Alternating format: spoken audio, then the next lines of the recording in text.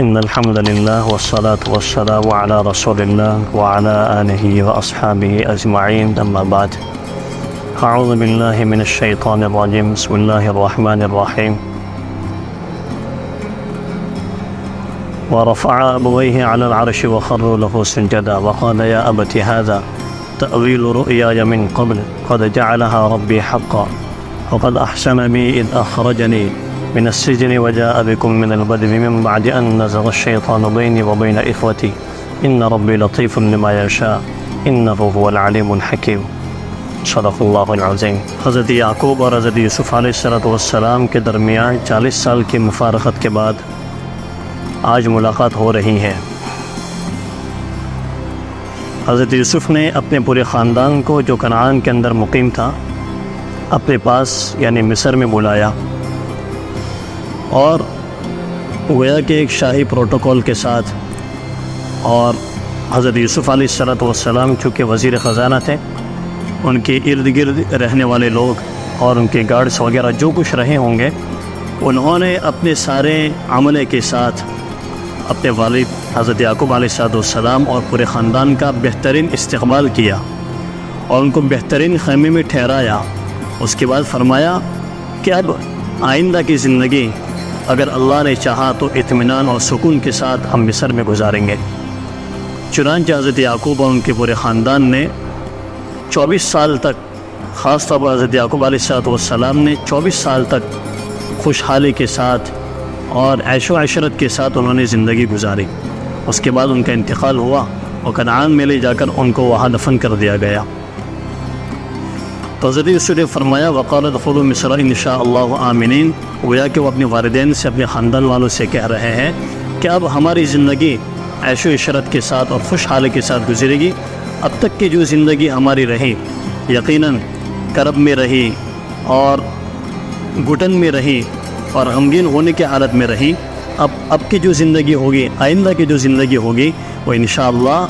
اچھی زندگی ہوگی اور اطمینان اور سکون کے ساتھ ہم یہاں رہیں گے۔ اس کے بعد سارے خاندان والوں نے حضرت یوسف علیہ السلام کے سامنے سجدہ کیا، جو کہ سجدہ تعظیمی تھا، اور ان کی شریعت میں یہ سجدہ جائز تھا۔ اس کے بعد انہوں نے فرمایا، حضرت یوسف نے فرمایا کہ میرے والد جو پورے خاندان نے اور وہ ہمارے والدین نے، میرے والدین نے جو میرے سامنے سجدہ کیا ہے، یہ میرے اس خواب کی تعبیر ہے جو میں پہلے دیکھ چکا ہوں۔ جب انہوں نے اپنے والد کے سامنے، جب وہ اپنے والد کے پاس تھے، اس وقت انہوں نے اپنے خواب کا ذکر فرمایا تھا، رأيت 11 كوكبا والشمس والقمر رأيتهم لي ساجدين، کہ میں نے خواب میں دیکھا ہے کہ 11 ستارے ہیں اور سورج اور چاند ہیں کہ وہ میرے آگے سجدہ ریز ہو گئے، میرے آگے سر مسجود ہو گئے، سجدہ کیا انہوں نے۔ اے میرے والد، آج وہ میرا خواب 40 سال کے بعد پورا ہو رہا ہے کہ پورے کنبے والوں نے، پورے خاندان والوں نے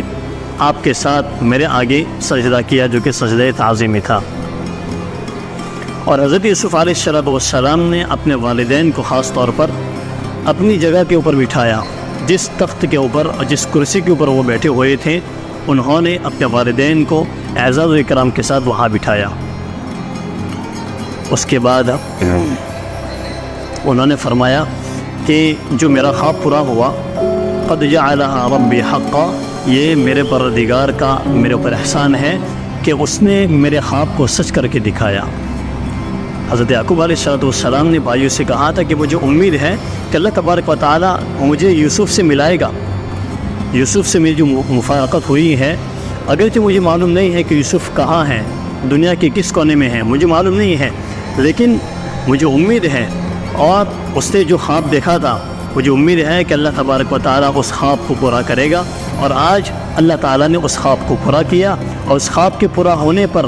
حضرت یوسف علیہ السلام نے اللہ تبارک و تعالیٰ کا شکر اور اللہ تعالیٰ کا احسان سمجھا کہ میرا اللہ کا احسان ہے کہ میرا خواب آج 40 سال کے بعد پورا ہو رہا ہے۔ اس کے بعد اب ظاہر سی بات ہے، جب 40 سال کے بعد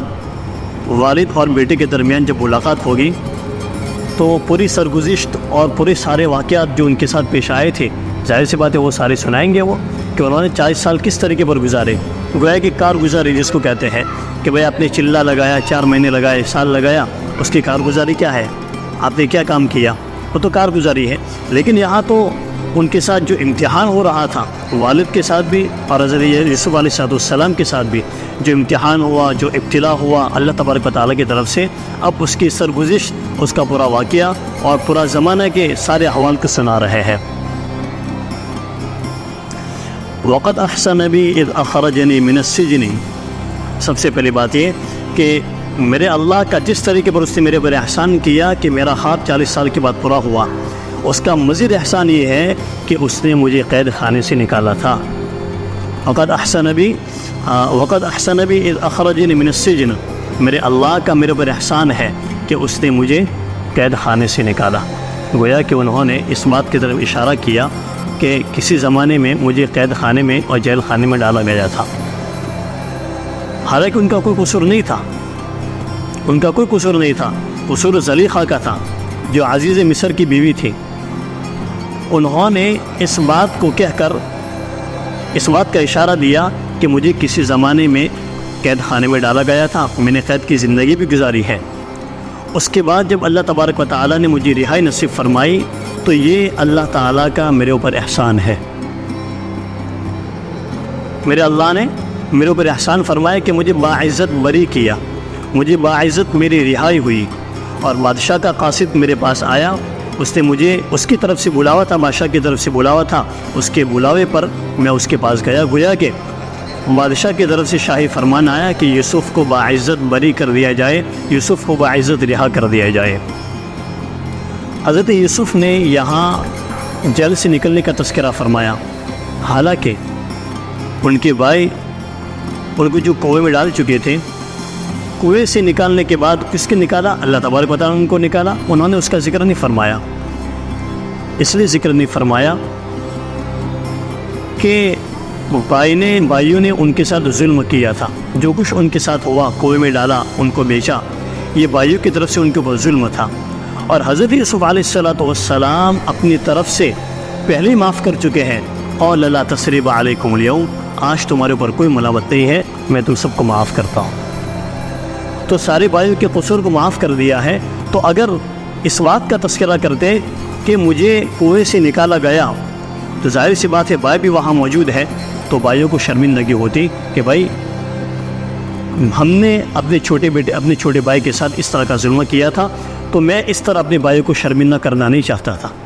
اس لیے حضرت یوسف نے کنویں کا تذکرہ نہیں فرمایا۔ حضرت یوسف علیہ السلام کا جو 40 سال کا عرصہ گزرا ہے اس کو 3 زمانوں پر جو ہے تقسیم کیا جاتا ہے۔ ایک تو ان کا زمانہ کہ جس میں بھائیوں نے ان کے اوپر ظلم کیا، جس میں ان کو کنویں میں ڈالا گیا، کنویں سے نکالا گیا، ان کو بیچا گیا، مصر کے اندر لے جایا گیا، یہ پورا زمانہ۔ دوسرا زمانہ جیل خانے کی زندگی پوری 7 سال یا 9 سال یا 12 سال تک جیل خانے میں رہے، اور تیسرا دور اور تیسری زندگی ابتلا اور آزمائش کی،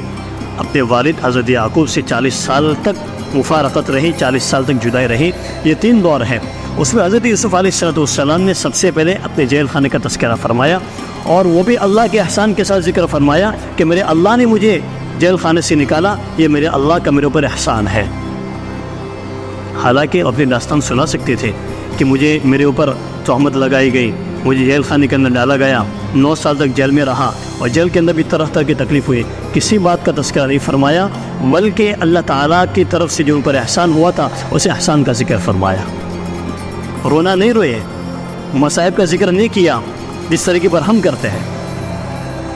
اچھے احوال ہونے کے باوجود، اچھے حالات کے ہونے کے باوجود، ہم اپنی پہلی زندگی کو سوچ کر یا موجودہ حالت کی زندگی کو سوچ کر بھی کبھی ہم اللہ تبارک و تعالیٰ کا شکر ادا نہیں کرتے۔ یہاں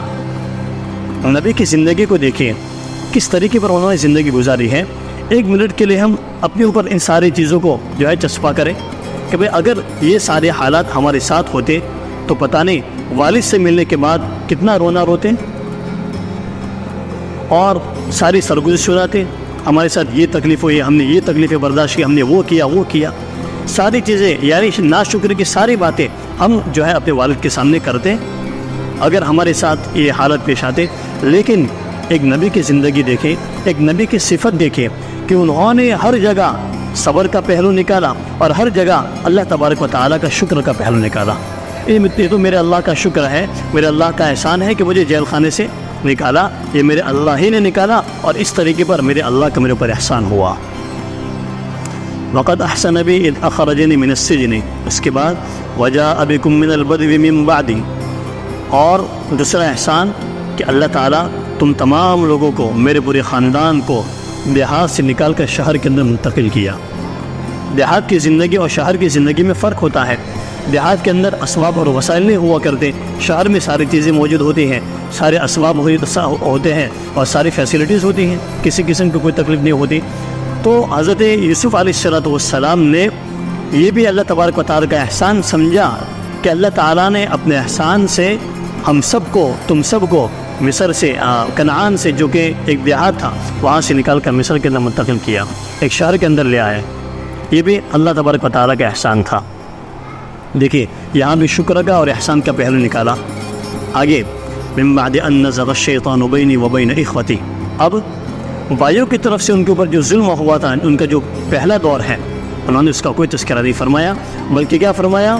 کہ میرے بھائیوں نے میرے ساتھ جو کچھ کیا، میں نے ان سب سارے قصوروں کو، ساری چیزوں کو معاف کر دیا، لیکن میرے بھائیوں کا میرے اوپر جو ظلم ہوا، جو کچھ ہوا، وہ انہوں نے اپنی طرف سے نہیں کیا، بلکہ شیطان نے ان کے دلوں کے اندر یہ بات ڈالی کہ میرے ساتھ ظلم و زیادتی کی جائے۔ گویا کہ شیطان کی باتوں میں آ کر اور شیطان کی وجہ سے میرے بھائیوں نے میرے ساتھ اس طرح کا معاملہ کیا۔ وہ تو بیچارے ایسے نہیں تھے، اگر شیطان اس طرح کا معاملہ نہ کرتا تو میرے ساتھ اس طرح کے معاملات پیش نہ آتے۔ گویا کہ انہوں نے اپنے بھائی کی طرف سے جو کچھ ظلم ہوا، زیادتیاں ہوئی، اس کو شیطان کی طرف منسوب کیا، اپنے بھائیوں کی طرف منسوب نہیں کیا۔ حالانکہ بھائیوں کی طرف سے ظلم ہوا تھا، کنویں میں ڈالا گیا، بیچا گیا، مصر کے بازاروں میں بیچا گیا، اس کے بعد وزیر خزانہ کے پاس ان کو لایا گیا، تہمت لگائی گئی، اور پتہ نہیں کیا کیا حالات ان کے اوپر آئے، اور 40 سال کی زندگی میں والدین سے کوئی تعلق نہیں رہا، اپنے والد سے کوئی تعلق نہیں رہا، اور والد کے حالات سے بھی مطلع نہیں ہوئے۔ اس طرح کے صبر آزما حالات میں انہوں نے صبر کیا، اور ہر جگہ، ہر پہلو سے جو ان کے ساتھ معاملات ہوئے، ہر جگہ سے انہوں نے شکر کا پہلو نکالا۔ یہ انبیاء کرام علیہ السلام کے صفات ہیں کہ اس طریقے پر حالات میں رہتے ہوئے بھی ہر حال میں گویا کہ وہ اللہ تبارک و تعالیٰ کا شکر ادا کرتے ہیں کہ جس حالت میں بھی ہم ہیں، جن نعمتوں میں ہم اللہ تبارک و تعالیٰ کی نعمتوں میں پلتے ہیں، بڑھتے ہیں، اس کی نعمتوں کا استعمال کرتے ہیں، یہ اللہ تعالیٰ کا ہمارے اوپر احسان ہے۔ ورنہ میں اس قابل نہیں تھا،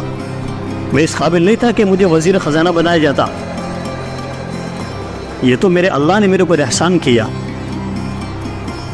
تو انہوں نے ساری چیزوں سے جو ہے شکر کا اور اللہ کے احسان کا پہلو نکالا، اور اپنے بھائیوں کو بھی بچا لیا، اور کوئی اپنے والد کے سامنے کوئی رونا نہیں رویا کہ اس طرح کے میرے ساتھ حالات پیش آئے۔ ہم تو پتہ نہیں کن کن لوگوں کے سامنے اور کب تک یہ حالات سناتے رہتے، میڈیا کے سامنے آ جاتی ہے، اور یہ ہوتا، فلاں ہوتا، پتہ نہیں کیا کیا ہو جاتا اس زمانے کے لحاظ سے۔ تو انہوں نے کہا کہ جو کچھ میرے بھائیوں نے میرے ساتھ کیا، یہ شیطان نے جھگڑا ڈال دیا تھا، میرے بھائی تو ایسے نہیں تھے۔ ان ربی لطیف لما یشاء، یقیناً میرا پروردگار جو کچھ چاہتا ہے اس کی جو تدبیریں ہوتی ہیں بہت لطیف ہوتی ہیں، بہت باریک ہوتی ہیں، جہاں تک ہمارے دماغ کی اور ہمارے عقل کی رسائی نہیں ہوتی، وہاں تک پہنچ نہیں ہوتی۔ یہ جو کچھ ہوا حضرت یعقوب کے ساتھ بھی، بھائیوں کے ساتھ، حضرت یوسف علیہ السلام کے ساتھ، بنیامین کے ساتھ جو کچھ ہوا، گویا کہ وہ کہنا چاہتے ہیں کہ یہ سارے کی ساری میرے اللہ تبارک و تعالیٰ کی حکمتیں، لطیف حکمتیں اور لطیف جو ہے تدبیریں تھیں، جس کو ہم سمجھ نہیں سکتے۔ یہ اللہ تعالیٰ نے ہمارے حال کے مناسب کیا، یہ اللہ تبارک و تعالیٰ کی طرف سے کوئی ظلم و زیادتی نہیں تھی، گویا کہ اللہ تعالیٰ کی طرف سے ہمارا امتحان تھا، اور اللہ تبارک و تعالیٰ کی مشیت میں یہ بات تھی، اور اللہ تبارک و تعالیٰ کی حکمت میں یہ بات تھی کہ ہمارے ساتھ اس طرح کے حالات پیش آنے والے تھے، اور اس طرح کے حالات پیش آ کر اور اللہ تبارک و تعالیٰ نے ہمارے پر جو حالات ڈالے ہیں وہ ہمارے امتحان کے لیے ڈالے ہیں، اور ہم کو آزمانے کے لیے ڈالے ہیں، ہمارے ایمان کو جانچنے کے لیے، ہمارے تقوی کو، ہمارے صبر کو جانچنے کے لیے ساری چیزیں کی ہیں کہ میرا بندہ اس حال میں رہ کر کب تک میرا شکر ادا کرتا ہے۔ اور حضرت یوسف علیہ السلام نے یہ سارے کام کر کے دکھائے، سارے امتحانات سے گزرنے کے باوجود ہر جگہ انہوں نے کہا میرے اللہ کا احسان ہے، فقد احسن بی ربی، میرے اللہ کا میرے اوپر احسان ہے۔ سارے احسانات اور سارا شکر کا پہلو انہوں نے سارے واقعات سے اور سارے حالات سے نکالا، اور یہی اللہ تبارک و تعالیٰ چاہتے ہیں، اور جو اللہ تبارک و تعالیٰ چاہتے ہیں حضرت یوسف نے وہ سارے کام کر کے دکھائے، اور اس طریقے پر وہ اللہ تبارک و تعالیٰ کے یہاں منتخب شدہ بندے ہو جاتے ہیں۔ ایسے لوگوں کو اللہ تبارک و تعالیٰ نبی بناتے ہیں۔ ان رب لطیف لما یشاء، اللہ تبارک و تعالیٰ جو کچھ چاہا اپنے لطیف تدبیر سے وہ سارا کام کر دیا۔ انہ هو العلیم الحکیم، اور یہ صرف اور صرف اللہ تبارک و تعالیٰ کو اختیار ہے۔ کیوں؟ اس لیے کہ وہ ساری چیزوں کو جاننے والا ہے، ساری چیزوں کو جاننے والا ہے، اور جو کچھ کائنات کے اندر حالات اور حوادث پیش آتے ہیں اللہ تبارک و تعالیٰ کی مشیت کے مطابق ہوتے ہیں، اللہ تبارک و تعالیٰ کی حکمتوں کے مطابق ہوتے ہیں، چاہے ہم کو وہ ساری چیزیں سمجھ میں آئے یا نہ آئے۔ اللہ تبارک و تعالیٰ حکیم ہے، اللہ تبارک و تعالیٰ علیم ہے۔ ہم نے ساری باتوں کو اس کے سپرد کر دیا کہ میرے اللہ جس حال میں بھی ہم کو رکھے، ہر حال میں ہم شکر ادا کریں گے، ہر حال میں ہم صبر کریں گے۔ یہ ہم کو اللہ تبارک و تعالیٰ نے قرآن کریم کے ذریعے اور حضرت یوسف علیہ السلام نے اپنی پوری زندگی کے ذریعے ہم کو یہ سبق دیا کہ ہر حال میں اللہ تبارک و تعالیٰ کا شکر ادا کرو، ہر حال میں صبر کرتے رہو، چاہے اچھے حالات ہو چاہے برے حالات ہو۔ برے حالات میں بھی صبر کا پہلو نکالنا سیکھو، برے حالات میں بھی اللہ تبارک و تعالیٰ کا احسان سمجھو کہ اگرچہ ہمارے اوپر حالات ہیں لیکن بہت ساری نعمتیں ایسی ہیں جس سے ہم فائدہ اٹھا رہے ہیں، ہم دیکھ رہے ہیں اللہ تبارک و تعالیٰ کی ہوا سے فائدہ اٹھا رہے ہیں، اللہ تبارک و تعالیٰ کا دیا ہوا رزق ہم کھا رہے ہیں، چل رہے ہیں، سب کچھ کر رہے ہیں۔ حالات تو آئیں گے، چلے جائیں گے۔ انہ هو العلیم الحکیم، یقیناً اللہ تبارک و تعالیٰ جاننے والا اور حکمت والا ہے۔ سبحان اللہ، سبحانک اللہم وبحمدک، اشہد ان لا الہ الا انت۔